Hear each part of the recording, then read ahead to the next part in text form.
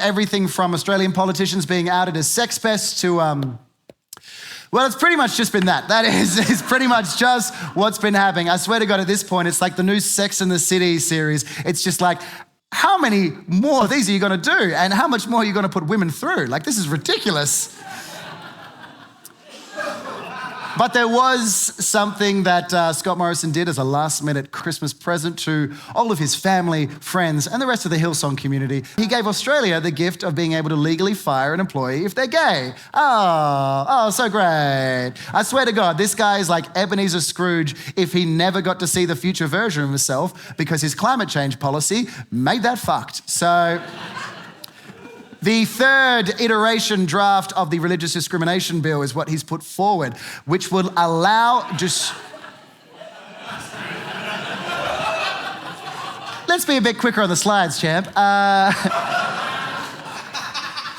The third draft of the religious discrimination bill has been put forward to Parliament. This is a bill designed to stop people discriminating against religion that allows religions to discriminate against people. Is that right? Sorry, I'm sorry if that's confusing. You should see the book it's based on.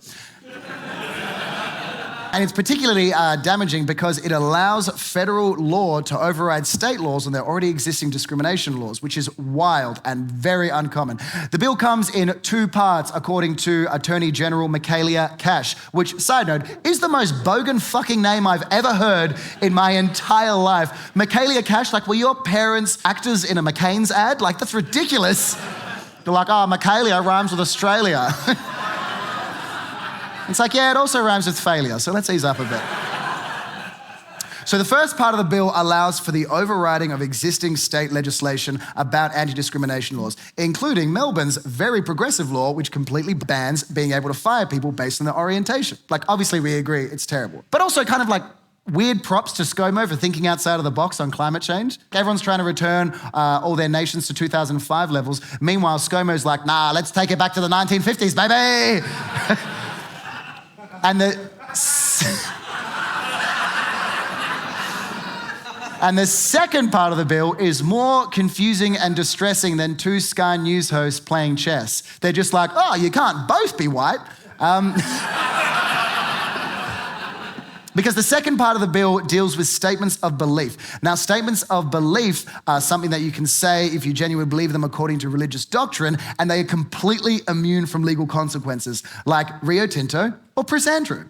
It's like a doctor can say, because you sinned, you are disabled. Now, there are limitations to that bill. Can't say anything if it's deemed to be malicious, if it's deemed to be threatening, or if it encourages other people to commit a crime. You mean like demanding that your followers tell people to extort them for money and donations under the threat of burning forever? Is that what's not allowed? Just to check. I just want to make sure we're both on the same 2,000-year-old page. There's also an inclusion of a Folau clause named after rugby player Israel Folau for his comments on social media that gay people should burn in hell for being gay, which is crazy. Like, you can't just say whatever you want and discriminate openly because you think you have a divine right to. I mean, come on, Israel. What are you, Israel?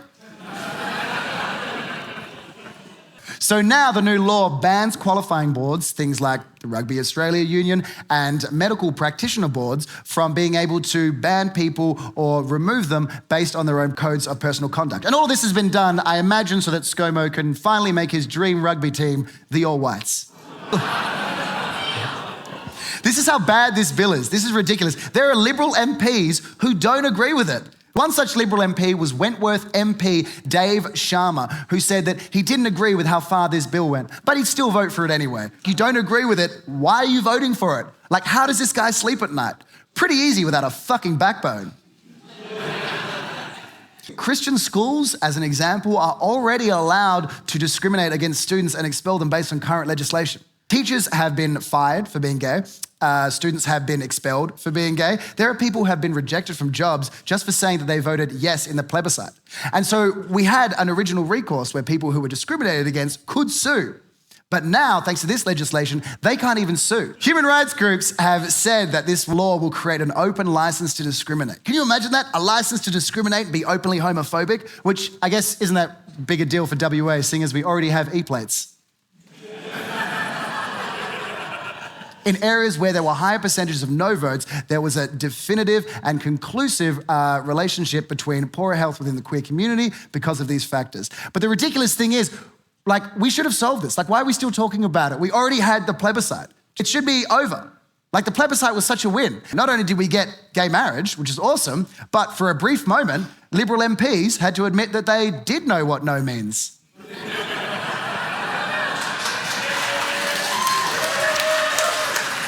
Worth the wait. Totally worth the wait. There's nothing in here. That's empty. We need new comprehensive legislation that is not this difficult. In 40 years of anti-discrimination law, there have been so few cases where these kind of laws override state laws. But in this bill, there is 2. So we need to ask ourselves, is this bill really stopping discrimination, or is it just legalizing the ability for people to be prejudiced and reducing accountability beyond the normal standards? If you're the type of person who openly says that, yes, we should be raising kids to be able to say whatever they want and discriminate freely if they believe it long enough, then maybe you're the people who shouldn't be allowed to marry. And I'm sorry if that offends anyone, but that's just a statement of what I believe. Ladies and gentlemen, that's been Hot Take.